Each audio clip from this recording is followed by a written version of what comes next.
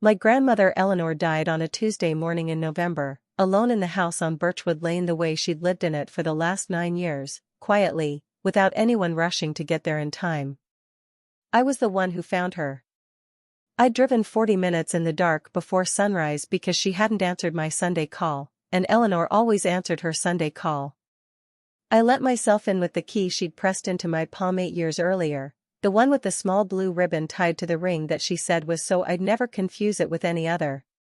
She was in the armchair by the window, her reading glasses on her nose, a book open on her lap, her tea gone cold on the side table. She looked like she'd simply decided, mid-chapter, that she was finished. I stood in the doorway for a long time before I moved. I called 911. I called the funeral home she'd already arranged. Then I sat on the floor next to her chair and held her hand until they came, because I wasn't ready to let her be alone again. That was the last morning I would spend with my grandmother. What happened in the 31 days that followed is the reason I'm sitting here telling you this story. My name is Nora Callahan. I'm 34 years old. For 9 years, I drove to that house on Birchwood Lane every single Sunday without exception. I was the only one who did. And when Eleanor Marsh passed with an estate worth just over $1.3 million, her attorney called every member of our family. Every single one. The calls were not the same. If you've ever sat quietly at the edge of a family that decided someone wasn't worth their time, stay with me. Because this one's for you. If you're enjoying this story so far, don't forget to hit the like button and subscribe. Drop a comment telling me where in the world you're watching from. I love hearing from you. Let me take you back to the beginning. Not the day Eleanor died, but the day I first understood what my family had decided she was worth.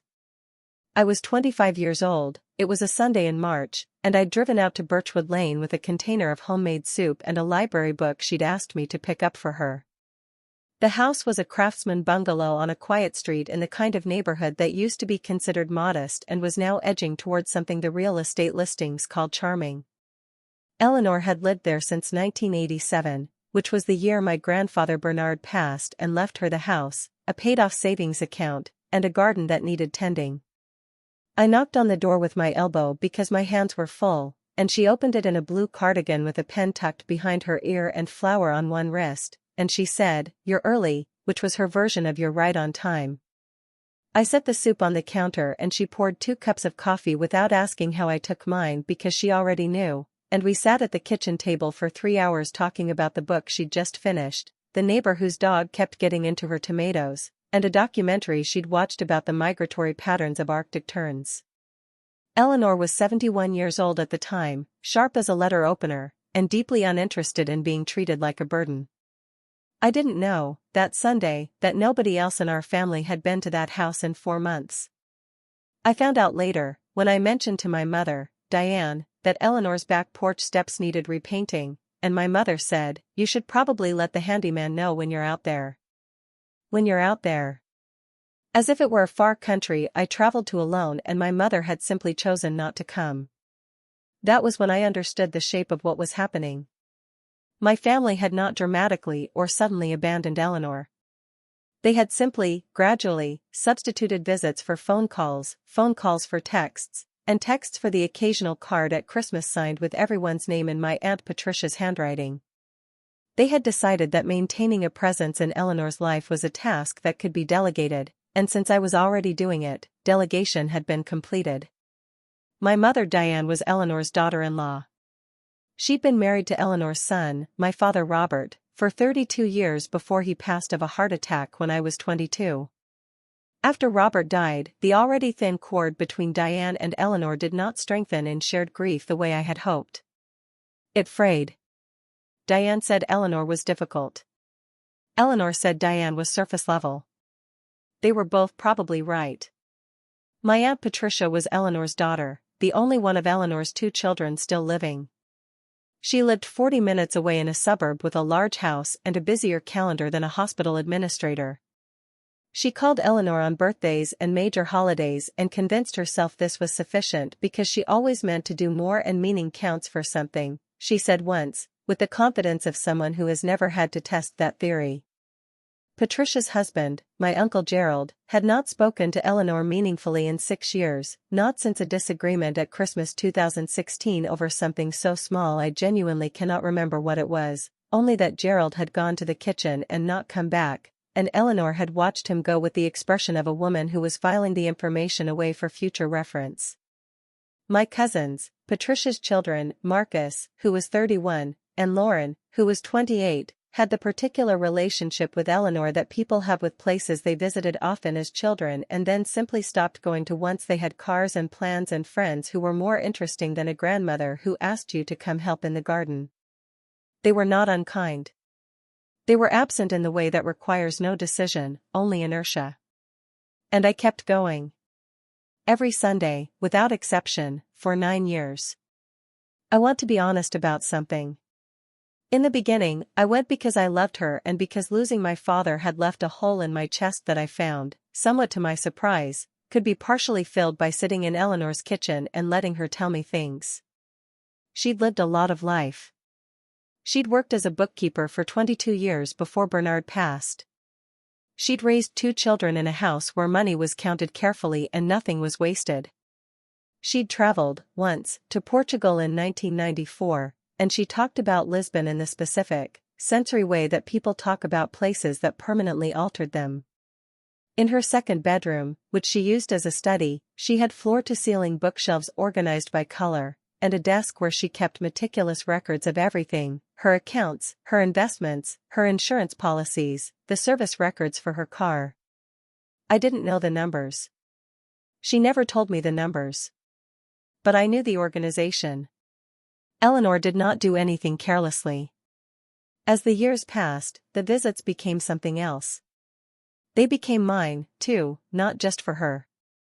I was building a career in hospital administration, which sounds stable and boring and is actually neither.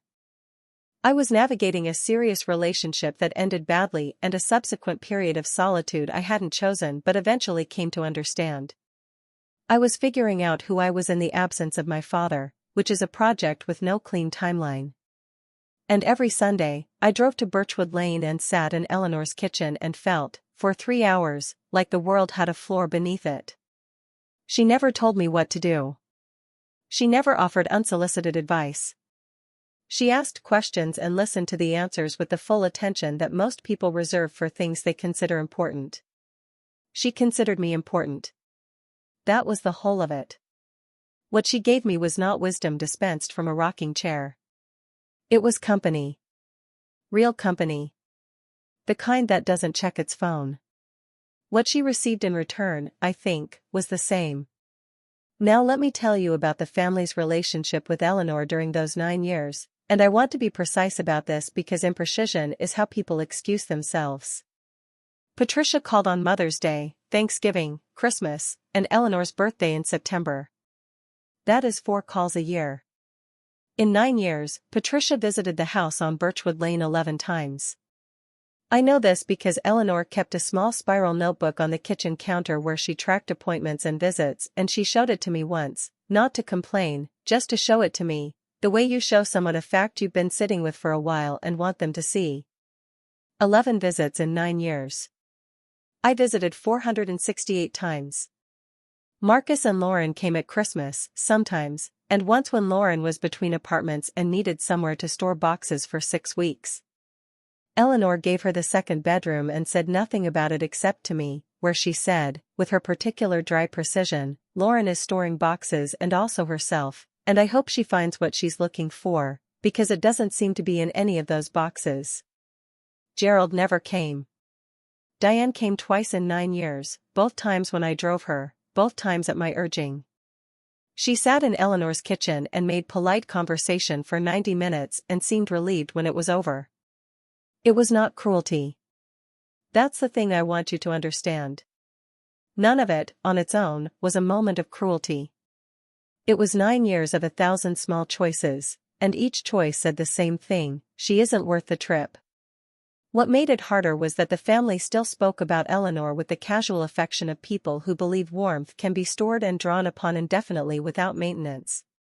Patricia said at a birthday dinner once that Eleanor was such a character, always had been, and the table laughed fondly, And I sat there thinking about the Tuesday 2 months prior when Eleanor had a bad fall in the garden and I'd driven out at 7 in the evening with a bag of ice and stayed until 10 making sure the ankle was only bruised and not broken. And how I had not told anyone about the fall because I didn't want to hear the responses, which would have been a version of, well, good thing you were there. Good thing I was there. As if proximity were a personality trait I'd been born with rather than a choice I made 468 times. The year Eleanor turned 79, she started talking to me about paperwork. Not urgently, not dramatically. The way she talked about everything that mattered, which was in the middle of other conversations, folded in between something unrelated, so that you had to be paying attention to catch it. She mentioned, in April of that year, that she'd spoken with her attorney. She mentioned him by name, Martin Forde. She said Martin was a careful man, which she considered the highest compliment in her vocabulary. She said everything was in order. I didn't ask what everything meant. That felt like a line I shouldn't cross without being invited, and Eleanor had not invited me. I told her I was glad she'd seen him, and she nodded and poured more coffee and changed the subject to the documentary she'd been watching about coral reef restoration in the Pacific, and I let it go. 3 months after that conversation, she mentioned Martin Forde again. Just once, briefly. She said, I've left instructions with Martin about what I'd like when the time comes. I don't want a fuss. I said, I know you don't. She said, I also don't want anyone arriving at the last minute trying to insert themselves into something they had no part in building. I looked at her. She was looking out the kitchen window at the tomatoes, which were doing well that year despite the neighbor's dog.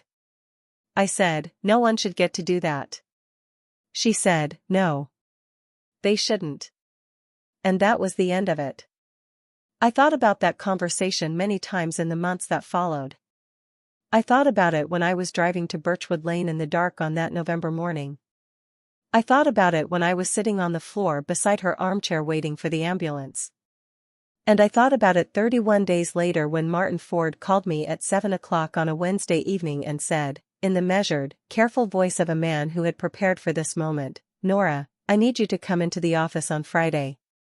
I also need you to know that I will be reaching out to the other members of the Marsh family this week. The calls they receive will be different from the one I am making to you. I held the phone very still. Different how? I said. Martin paused. I think it's better if you come in on Friday, he said. And I think it's better if you hear your portion first. I said I'd be there at 9. When I hung up, I sat on my couch in my apartment for a long time, not moving, the kind of stillness that comes when something large has shifted and you can feel the new shape of things but can't yet see it clearly. I thought about Eleanor's study, the bookshelves organized by color, the desk with its meticulous files. I thought about the spiral notebook on the kitchen counter. I thought about the way she'd said the word instructions with the particular emphasis of a woman who had chosen every word deliberately for 79 years and was not about to stop now. I thought about Patricia's 11 visits in 9 years, and Lauren's 6 weeks of stored boxes, and Gerald's 6 years of silence, and Diane's 2 careful, polite appearances. And I thought about Martin Forde's voice on the phone, measured and careful, telling me that the calls the rest of them received would be different from mine. I didn't sleep much that night. But I wasn't afraid. Eleanor had said everything was in order. And Eleanor did not do anything carelessly. I arrived at Martin Forde's office on Friday at 5 minutes before 9. The office was on the 2nd floor of a quiet building downtown, the kind of office that has wooden bookshelves and leather chairs and a quality of stillness that suggests things said within its walls are treated with appropriate gravity. Martin's assistant, a woman named Claire who had the calm efficiency of someone who had spent 20 years managing other people's most difficult moments, offered me coffee and then showed me into the office. Martin Forde was in his early 60s, lean, with reading glasses that he took on and off in the way of someone who has worn them long enough that the gesture has become unconscious. He had the organized desk of a man who considered disorder a form of disrespect, and on the corner of his desk was a folder with Eleanor's name on the tab. He shook my hand and we sat down and he folded his hands on the desk and looked at me with the directness of someone who has learned that directness is the actual kindness in these situations. Eleanor was a remarkable woman, he said first. She came to me 11 years ago when your grandfather Bernard passed, to update the estate documents. She came back 3 years later to make significant changes. She came back again 18 months ago, and those changes are what I need to discuss with you today. I nodded. The estate, Martin said, including the house at Birchwood Lane, valued at approximately $380,000 in the most recent appraisal, savings and checking accounts totaling $214,000, an investment portfolio currently valued at $690,000, and a life insurance policy with a payout of $40,000, constitutes a total estate value of $1.324 million. The number sat between us. I had known Eleanor was careful. I had known Bernard had left her something, and that she'd worked, and that she hadn't spent carelessly. I had not known the shape of it. Not the shape of $1.324 million. Martin continued. 11 years ago, when Eleanor first came to me, the estate was divided in the manner you might expect. Portions to Patricia, to any surviving grandchildren, to specific charitable interests Eleanor cared about. That was the will as it stood in 2013. He paused, looked at me steadily. When Eleanor came back in 2016 to make her first significant changes, she removed Gerald Foss from the document entirely. That would be Aunt Patricia's husband. The man who'd walked into the kitchen at Christmas and not come back. She adjusted Patricia's share downward, Martin continued, and increased allocations to charitable interests. In 2022, when she came in for her final revisions, she made changes that I want to walk you through carefully, because they are substantial, and because she left a letter for you that I believe will help you understand her reasoning in her own words. He opened the folder. He slid a cream-colored envelope across the desk. My name on the front in Eleanor's handwriting, the deliberate, upright cursive of a woman who had learned penmanship in a different era and seen no reason to abandon it. I didn't open it yet. Tell me the changes first, I said. Martin looked at me with something close to approval. The house at Birchwood Lane, he said, passes entirely to you. The savings accounts, entirely to you. The investment portfolio, entirely to you. The life insurance payout is designated to the Caldwell Public Library, which Eleanor served as a volunteer for 12 years. He paused. Patricia receives a specific bequest of $15,000, which Eleanor stipulated in the document is to be considered a final gift, not a share. Marcus and Lauren each received $10,000 under the same terms. Diane Callahan, your mother, receives $5,000. Gerald Foss receives nothing. I said nothing for a moment. Martin waited, the way careful men wait, without filling the silence. What was the will before 2022? I asked. Patricia held a 40% share, he said. Marcus and Lauren each held 15%. Charitable interests held 20%. You held the remaining 10%. And now? You hold the entirety of the estate minus the specific bequests I mentioned and the charitable gift. I sat with that. Outside Martin's office window, the street was quiet, a November morning, a few bare trees, a delivery truck making its way slowly down the block. She knew, I said, not really to Martin. He answered anyway. She was quite clear about her reasoning, he said, and she documented it thoroughly. The letter will tell you more than I can. I picked up the envelope. My name in that upright, deliberate cursive. I thought about Eleanor in her blue cardigan, the pen behind her ear, the flower on her wrist. The 3 hours every Sunday for 9 years. The coffee she poured without asking how I took it. I opened the letter. Eleanor wrote the letter by hand, 4 pages on the cream stationery she kept in the top drawer of her study desk. The handwriting was hers completely, the same deliberate upright cursive, only slightly more compressed toward the bottom of the last page, the way handwriting compresses when a person is tired but determined to finish. She began not with the estate, not with the money, not with the legal justifications Martin had already outlined. She began with a Sunday in October 3 years earlier when I had arrived at Birchwood Lane in the rain with a broken umbrella and a casserole dish balanced in my other hand, and she said she had watched me come up the front walk from the window and thought, that is the only person who has come to this door because she wanted to and not because she wanted something. She wrote that she had thought about this distinction for a long time. Wanted to versus wanted something. She said she understood that most people don't separate those two motivations cleanly, that love and inheritance and obligation are braided together in families in ways that are genuinely difficult to pull apart, and she did not hold that against her daughter or her grandchildren or anyone else. She said she had made her peace with what they were capable of and what they were not. But she had also decided, she wrote, that peace was not the same as reward, and that she had spent enough years allowing the people in her life to collect the benefits of a relationship they had not maintained. She wrote about 9 years. She wrote about the spiral notebook, which she mentioned by name, and she said she'd been keeping it since 2015 because she wanted a record that couldn't be rewritten later by memory or grief or the particular revisionism that tends to set in after someone dies and suddenly everyone remembers being closer than they were. She wrote that the notebook showed 463 Sunday visits in 9 years, which was slightly different from my count of 468, and I smiled when I read that because of course Eleanor had kept more accurate records than I had. She wrote that she had decided in 2022 to change the will because she was 79 years old and she was not afraid of dying, but she was unwilling to spend whatever time remained pretending that absence had no cost.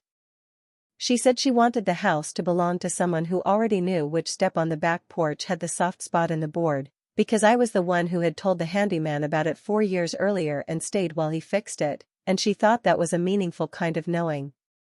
She wrote that she had no interest in punishing her family.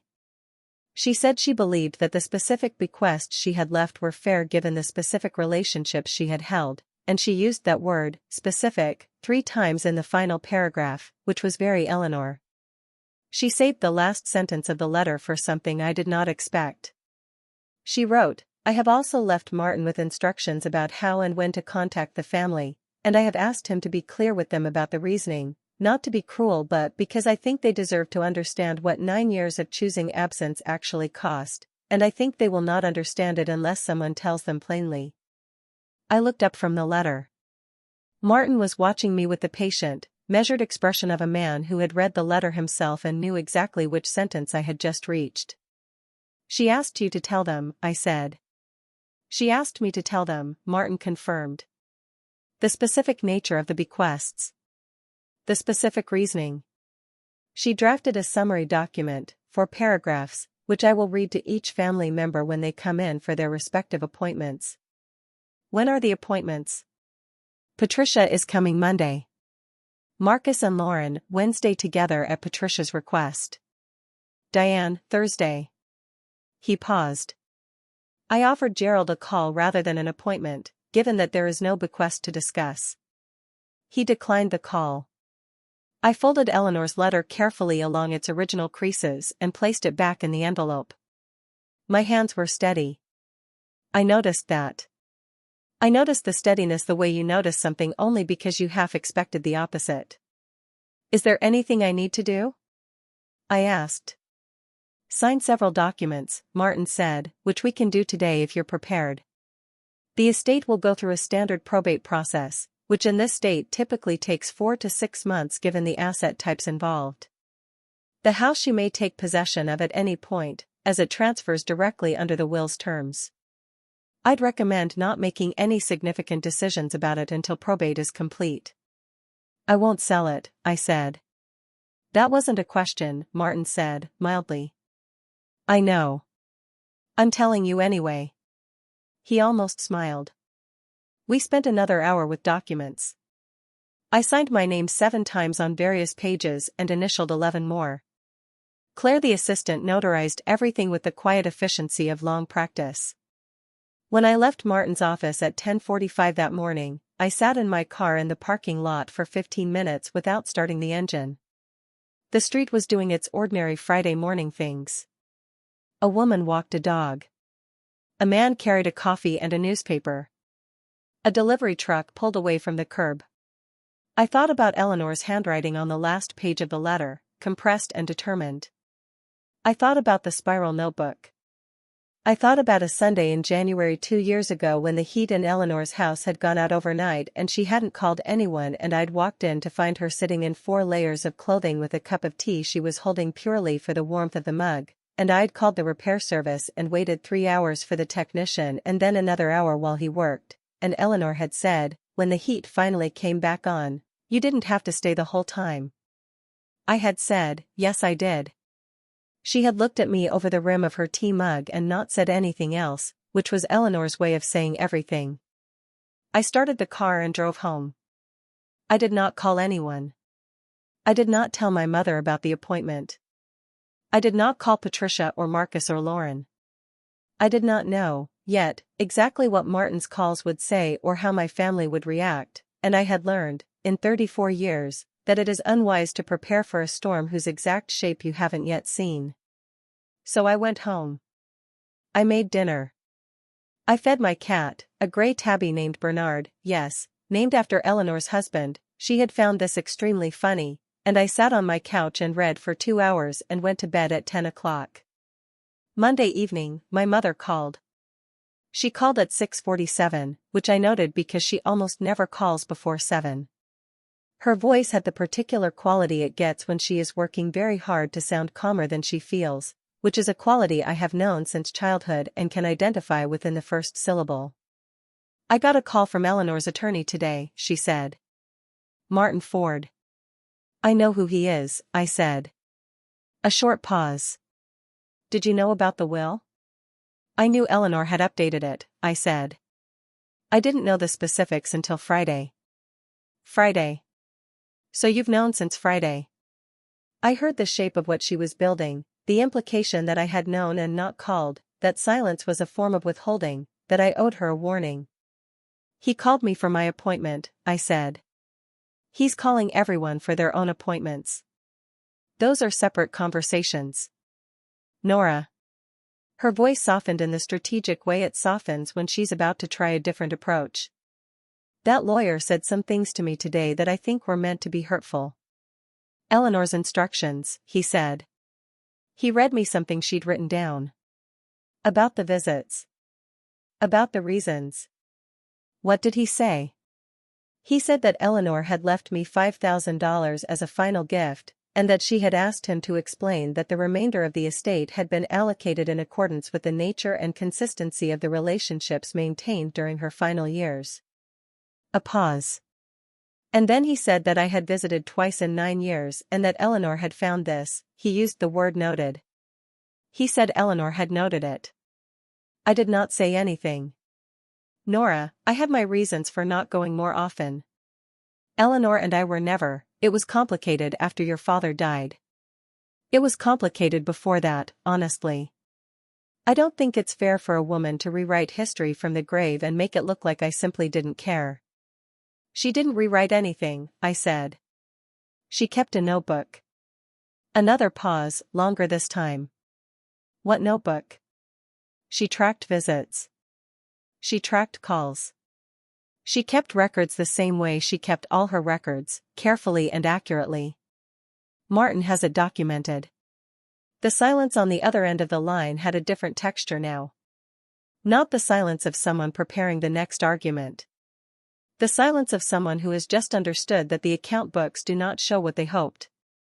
"I didn't know she was doing that," Diane said finally. "She wasn't doing it to catch anyone," I said. "She was doing it because she was Eleanor, and Eleanor documented things. That's all." My mother was quiet for another moment. Then she said, carefully, "What did you receive, Nora?" And there it was. The question that had been the destination all along. "That's between me and Martin," I said. "I see." 2 words, with an entire architecture of implication behind them. The call ended shortly after that. I sat with the phone in my hand and thought about Eleanor's letter, the part where she said she had made her peace with what her family was capable of and what they were not. I understood that better now than I had on Friday morning. Patricia called Tuesday. I had been expecting Patricia on Tuesday the way you expect weather when the clouds have already moved in. She did not soften her opening the way my mother had. Patricia was a woman who had spent 40 years in a professional environment that rewarded directness, and she brought that directness home with her the way some people track mud. "Nora," she said, "I want to be very clear that I'm not blaming you for whatever decisions my mother made. I want to be clear about that up front." "All right," I said. "But I also think you need to understand that this is not a simple situation and that Martin Forde reading us a prepared statement about our visit history as if we were employees being reviewed is not something I'm willing to accept as the final word on my relationship with my mother." "What would you like the final word to be?" A pause. "She was difficult," Patricia said. "She always was. She had opinions about everything and she expressed them whether you wanted to hear them or not. And she made certain people feel very welcome and certain people feel very scrutinized, and if you happen to be someone she scrutinized rather than welcomed, it is not as simple as just showing up more often." I listened. I let her finish. Then I said, "I know Eleanor was difficult, Patricia. She was difficult with me too, sometimes. She told me once that I was being sentimental about a situation that required clear thinking, and she was right, and it was uncomfortable to hear. But I kept coming back the following Sunday." Silence. 11 visits in 9 years, I said. Not as an accusation. As a fact, offered plainly, the way Eleanor herself would have offered it. Patricia did not respond to that directly. She said she would be speaking with her own attorney about the estate, and I told her that was her right, and she said this was not over, and I said I understood she felt that way, and the call ended. If you're hooked on this story, make sure to subscribe and turn on notifications so you never miss an upload. Your support means everything and helps me bring you more emotional stories like this one. Marcus called Wednesday night, after his appointment with Martin. He was 31 and he sounded, on the phone, younger than that, the particular vocal quality of someone who is genuinely surprised by a consequence they probably should have seen coming. He said he didn't understand what he'd done wrong. He said he'd always loved his grandmother. I said I believed him. He said it didn't seem fair that love without visits counted for less than love with visits. I thought about how to answer that for a moment. Then I said, "When's the last time you called her, Marcus?" "Not texted. Called." A long pause. "I don't know exactly." "When's the last time you drove out to Birchwood Lane?" Another pause. I think it was Christmas 2021. Maybe 2020. She died in November 2024, I said. "I know," he said quietly. "Yeah." He didn't call back after that. Lauren didn't call at all. I heard through my mother, a week later, that Lauren had asked a friend who was a paralegal whether the will could be contested. The paralegal had, apparently, asked a series of clarifying questions and then told Lauren that contesting a will on the grounds that you disagree with the deceased's allocation of their own assets, while the will was properly witnessed, notarized, and accompanied by documented reasoning, was not a legal strategy so much as an emotional response, and that the courts tended to treat the two differently. I did not hear from Lauren directly. I did not expect to. What I did not anticipate, in any of the phone calls, in any of the Martin Forde appointments, in any of the ripple effects of Eleanor's final, meticulous decisions, was the gathering. Patricia organized it. She called it a family meeting, which was a phrase that had never once been used in the 9 years I had been driving to Birchwood Lane, because the family had not been in the same room together, all of us, since Robert's funeral. She called my mother and arranged for them to come together. She called Marcus and Lauren. She did not call Gerald, which I thought was interesting, and which suggested that Patricia had already assessed Gerald's continued presence in the situation as a liability. She called me last, 3 days after her first call, and she said she thought it would be good for all of us to sit down together, as a family, to discuss Eleanor's estate and what came next. She said she thought it would be good to do it at Birchwood Lane. That surprised me. I said I'd think about it. I called Martin that afternoon and told him about the proposed meeting. Martin was quiet for a moment and then he said, in his careful, even tone, "You are under no legal obligation to host or attend any family meeting about the estate. The will is filed. The probate process is underway. Nothing that is said at a kitchen table changes any of that. I know, I said. But I'm going to go. Another brief pause. Then I'd like you to take something with you, Martin said. Eleanor anticipated this possibility. She left a secondary document with me, which she described as being for the gathering, should one occur. She knew they'd gather, I said. She said, and I'm quoting her notes here, that when people discover they've been excluded from something they assumed was theirs, they tend to convene. I almost laughed. That was so thoroughly Eleanor. What's in the secondary document? A letter, Martin said. Addressed to the family. Not to you. It's sealed. She asked that it be opened in the presence of at least 3 family members, and she asked that you be the one to bring it. He mailed it to me the next morning. It arrived in a cream envelope, thicker than the one addressed to me, sealed with a small gold sticker Eleanor must have pressed down herself. The family written on the front in that same upright deliberate hand.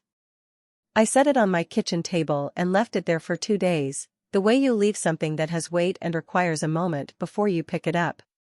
The meeting was on a Saturday afternoon in December.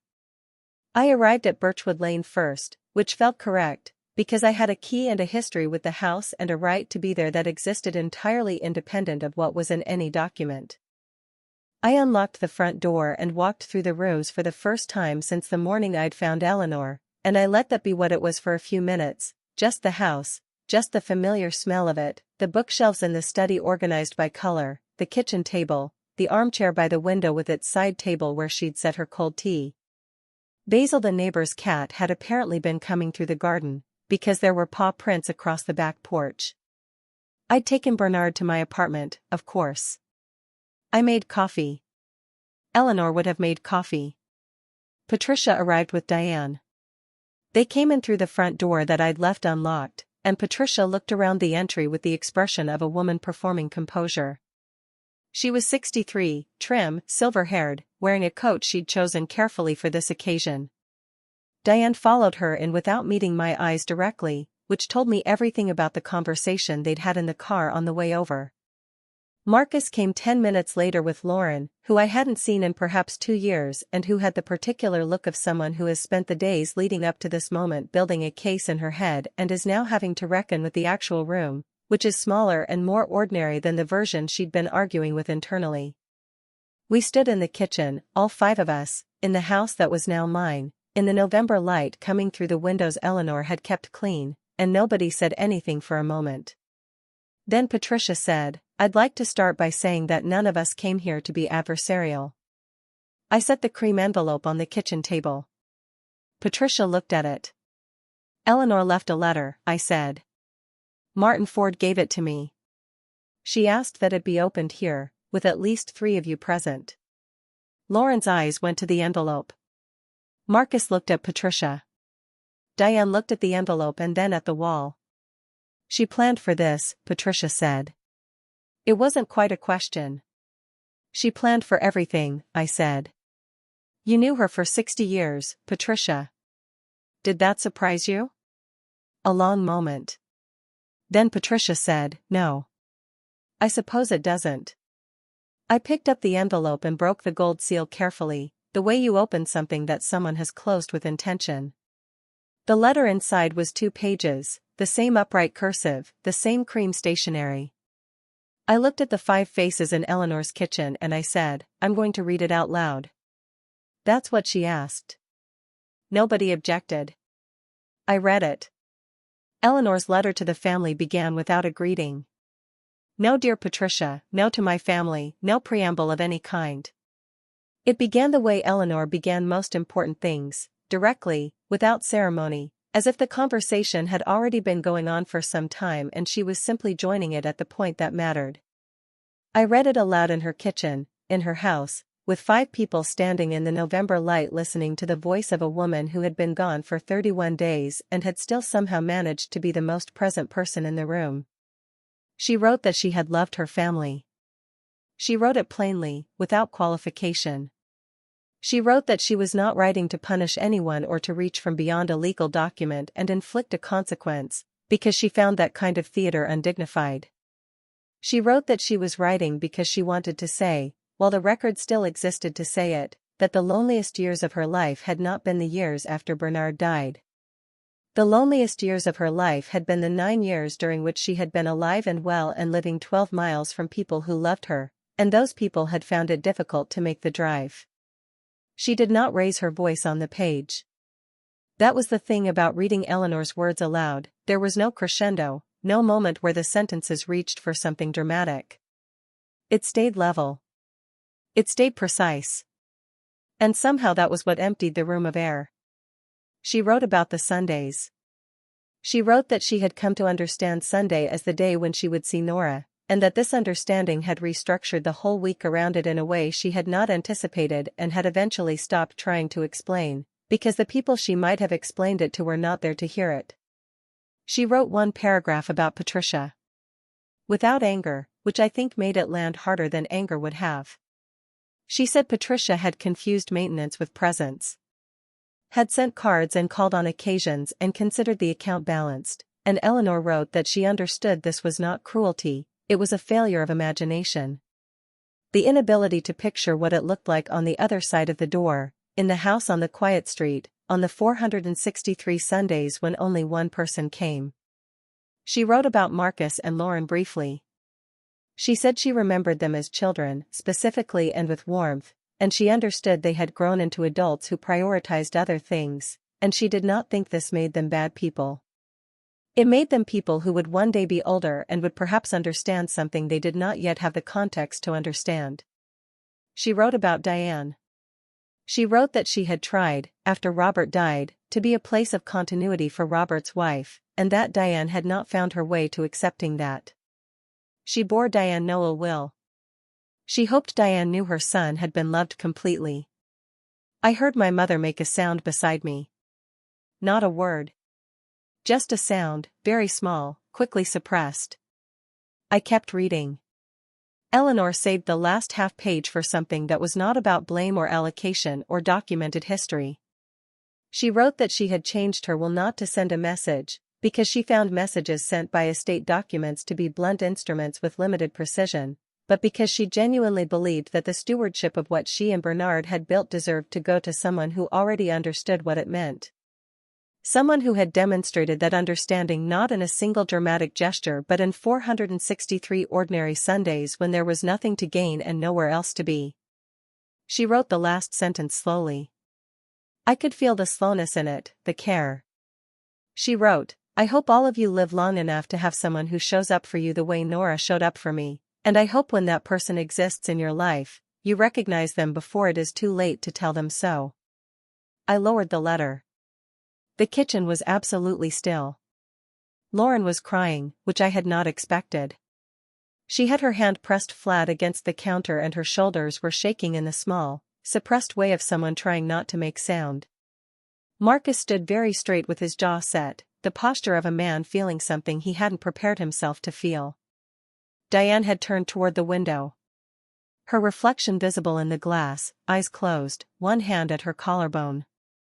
Patricia stood at the center of the kitchen and looked at me with an expression I had never seen on her face in 34 years.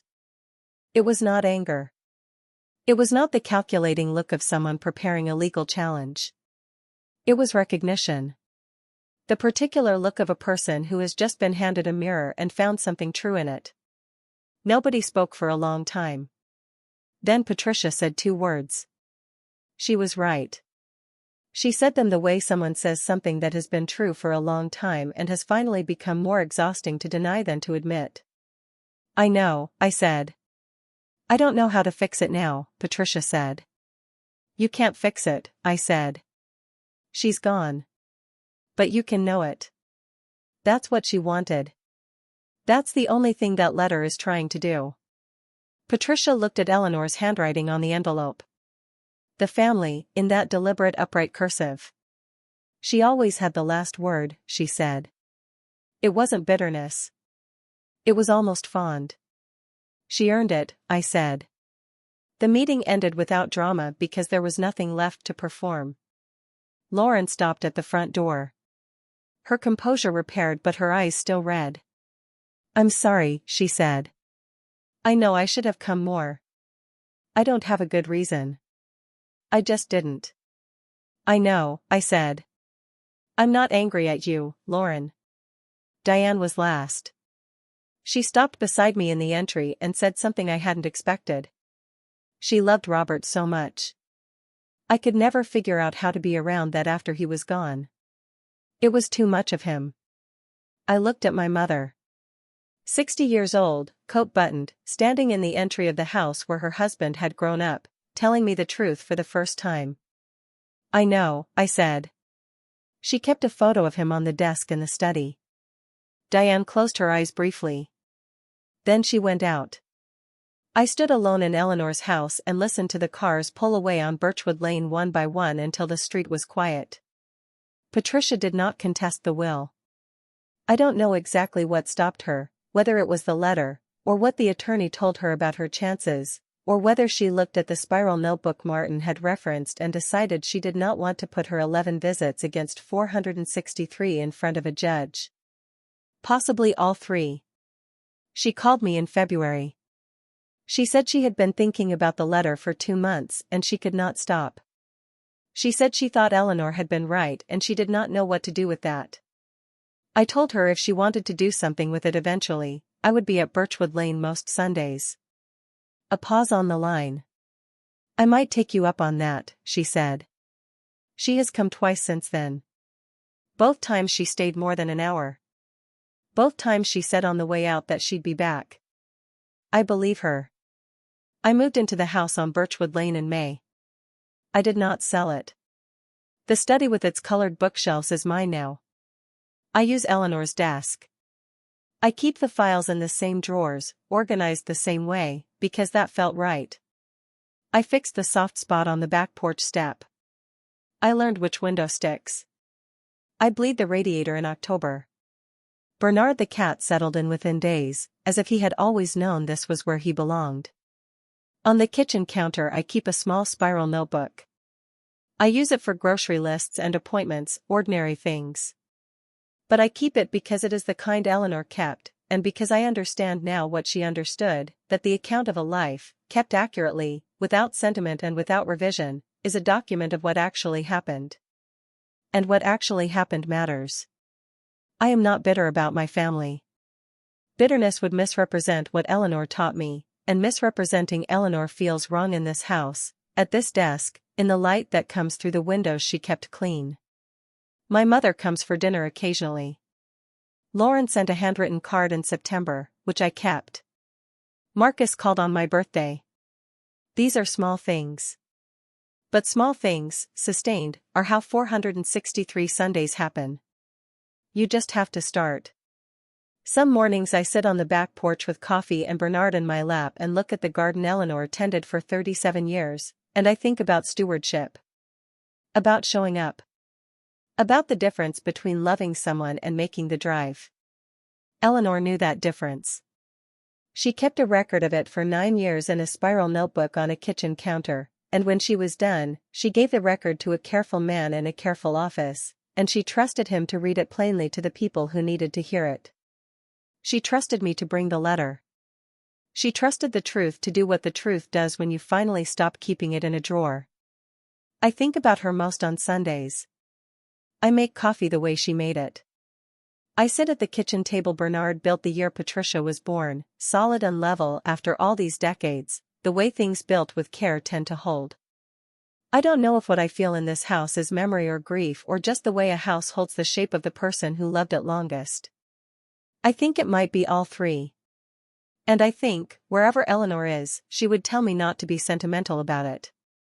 She would say check the porch step and drink your coffee while it's hot and stop trying to name things that don't require a name.